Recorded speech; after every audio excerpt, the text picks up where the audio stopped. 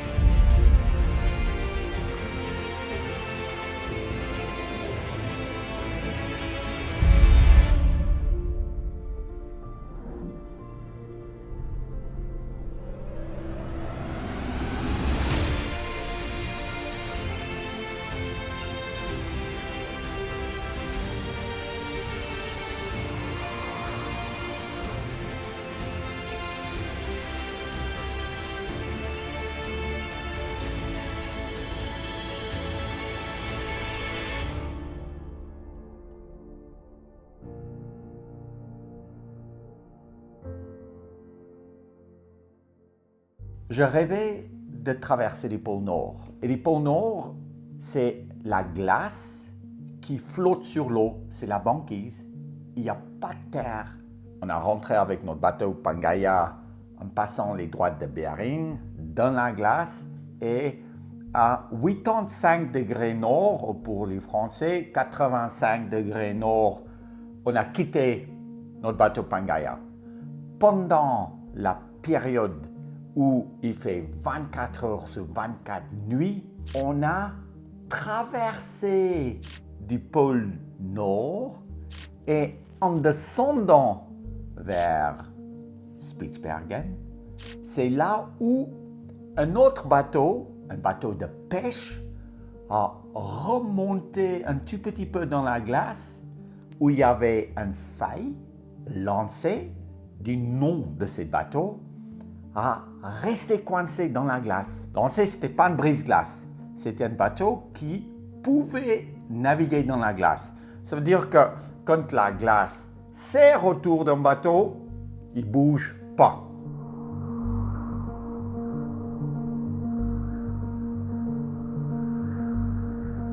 Borghi et moi, après presque une centaine de jours en solitaire, en passant du pôle Nord, pendant la nuit noire complète, avec très peu de nourriture qui nous restait, c'était vraiment une bataille pour notre vie, pour arriver au point de rencontre où notre vie était presque assurée. Et ce point de rencontre, c'était sur ces bateaux de pêche qui s'appelaient lancers.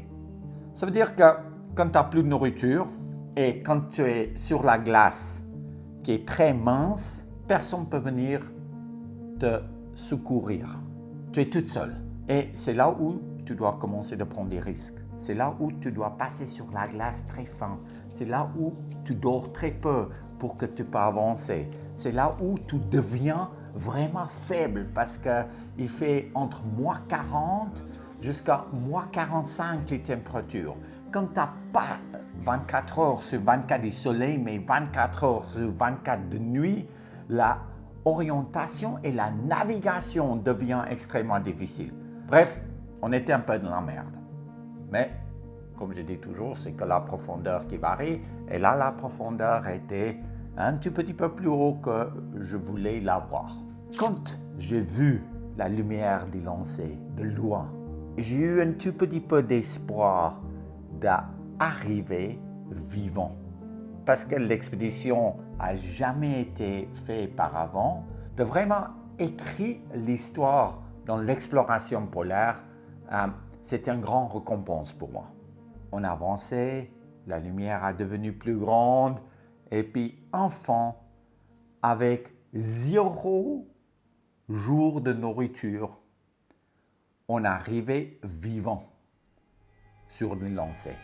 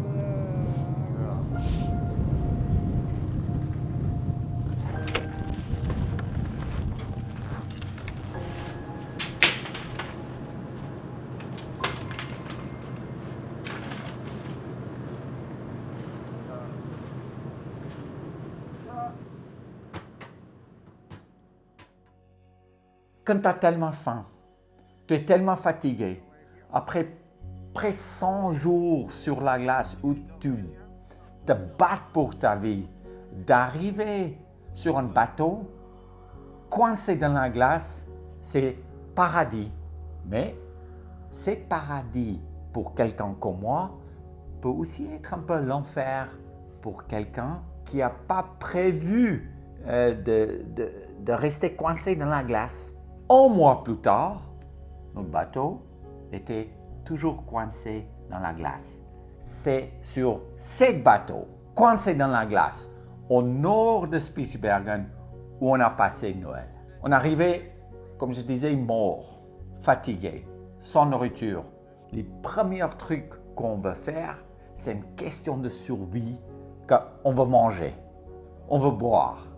Et là, on rentre pour la première fois dans un bateau qui est chauffé.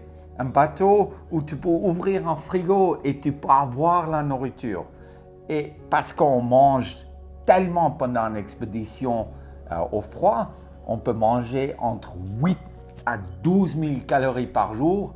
Borgé et moi, on ne pouvait pas arrêter de manger. Je pense que j'ai mangé un gâteau entier avec 2 litres de glace, avec 5 steaks énormes, avec des pâtes et des riz et la sauce. Je ne pouvais pas arrêter de manger.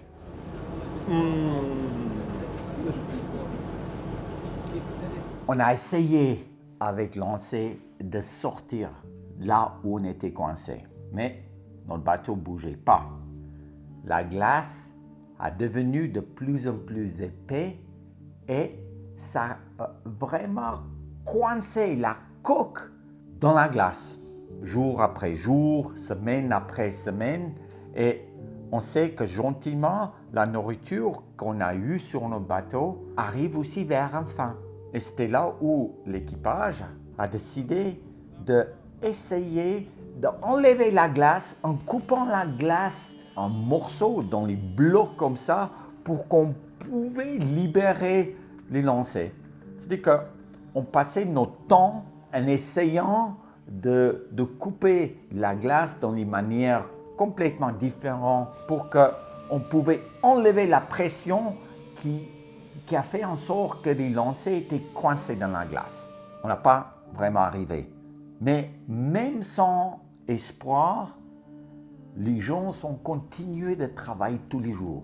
Parce que dans les conditions d'extrême, si tu fais rien, tu peux vite devenir démoralisé. Et cette activité a fait en sorte que les gens gardaient l'espoir. Ça, c'était une activité qu'on a fait. Pendant la traversée du pôle Nord, on n'a pas vu un seul ours polaire en vrai. Maintenant, jour de Noël arrive. J'ai promis à mes filles que je veux passer Noël avec eux. Mais notre bateau qui était coincé dans la glace ne me permettait pas de passer Noël avec Annika et Jessica. Et là, un moment incroyable. En regardant à travers la fenêtre, j'ai vu une mère et 2 petits oursons. Pour moi, c'était un des plus grands cadeaux que j'ai reçus l'année passée. Pour voir les petits oursons en forme, pour voir un femelle ours qui prend bien soin de ses petits, ça me donnait l'espoir.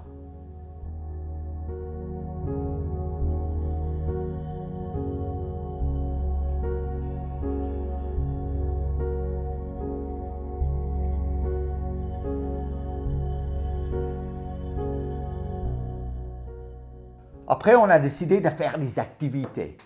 Et une des activités que les Norvégiens aiment bien, c'est d'aller se baigner. Il faisait moins 35 dehors. Dans la faille que l'équipage a creusée, il y avait de l'eau à moins 2 degrés. Et tout le monde à poil sortait du bateau pour sauter dans l'eau. Après, une fois que tu es dans l'eau, dès que tu arrives dans l'eau, il fait tellement froid que tu sors tout de suite Et quand tu es à l'extérieur, c'est là où tu as vraiment froid parce qu'à l'extérieur, quand il fait entre moins 33 et moins 35, c'est beaucoup plus froid que dans l'eau. Ça veut dire que quand tu penses qu'il fait froid dans l'eau, c'est pas vraiment vrai parce que l'eau est à moins 2 et moins 2 est beaucoup plus chaud que moins 35. Étienne, notre caméraman, qui était avec nous, avec Charles, un autre copain, un journaliste, a aussi pris ses bains dans l'Arctique.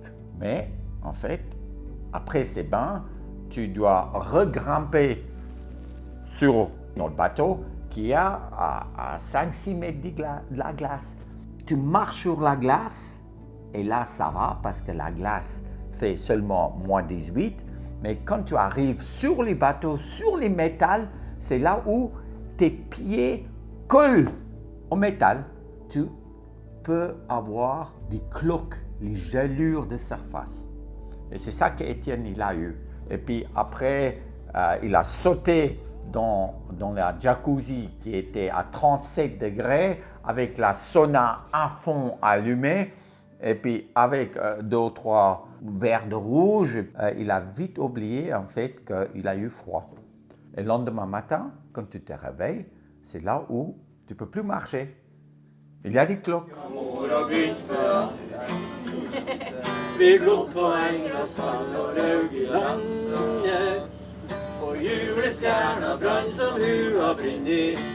C'est ça qui a rendu cette Noël très spéciale.